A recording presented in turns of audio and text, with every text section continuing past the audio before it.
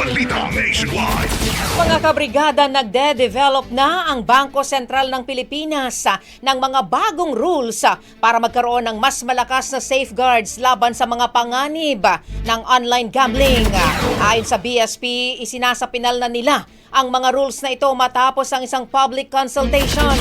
Sa ganitong paraan, maiiwasan umano ang peligro ng pagka-addict sa online sugal, scamming at financial harm.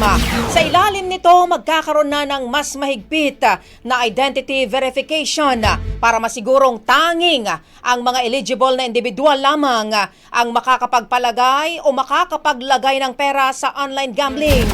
Kasama dyan ang biometrics at facial recognition. Maaari ring magkaroon ng mga daily limit sa mga banks at e-wallet transfer para maiwasan ang labis-labis na pagkatalo, spending limit at time-based restriction sa mga gambling payments. Brigada Balita Nationwide. Ang bahaging ito ay hatid sa atin ng Standout ES4 Capsule. Simulang tuparin ang pangarap ng iyong anak. And stunting now!